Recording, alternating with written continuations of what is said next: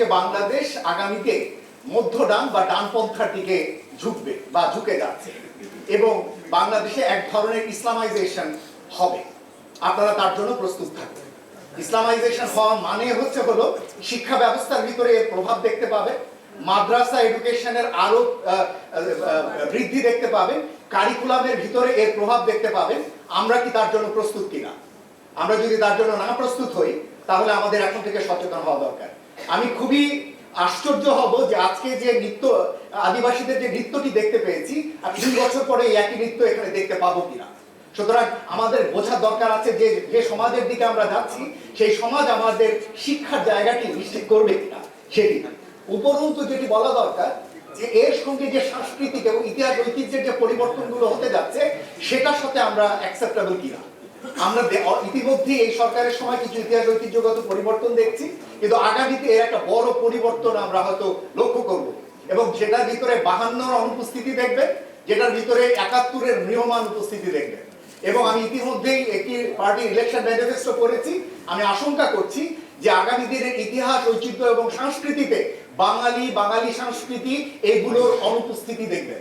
সুতরাং আগামী দিনে যে শিক্ষা ব্যবস্থা আমরা আমাদের স্কুলগুলোতে পড়াবো সেখানে কি আমরা এই জায়গাগুলোর অনুপস্থিতিতে নিয়ে আমরা প্রস্তুত কিনা সেটি আমাদের নিজেদের ভাবার প্রয়োজন রয়েছে। সুতরাং আমরা সেই জায়গাটির দিকে আগামীতে যাতে আমরা নজর দেই আমার মনে হয় সেটি প্রয়োজন হবে।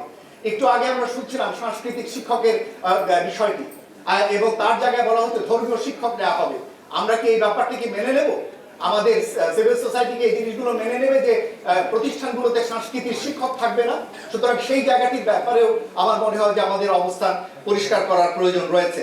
সুতরাং যেটি বলার বিষয় সেটি হলো এসডিজি যে লক্ষ্য নিয়ে আমরা কাজ করছি সেটি নিয়ে তো আগামীতে আমরা করবই, কিন্তু যে পরিবর্তনের দিকে যাচ্ছি সেই পরিবর্তনকে মাথায় রাখলে শুধু এসডিজি 4 অথবা মিনিস্ট্রি অফ এডুকেশন বা মিনিস্ট্রি অফ প্রাইমারি এডুকেশনের দিকে তাকালে হবে না।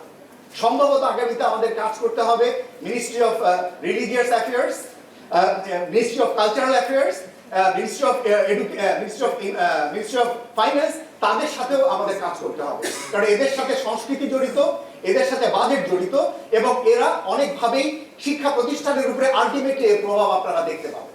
সুতরাং আগামী দিনে শুধুমাত্র এসডিজি কেন্দ্রিক আমাদের আলোচনা ফোকাস রাখার সুযোগ নেই। আমাদের মনে হয় যে আমাদের নিজেদের রিথিং করার সময় এসছে যে আগামী দিনে আমরা কিভাবে আমাদের কাজ করব।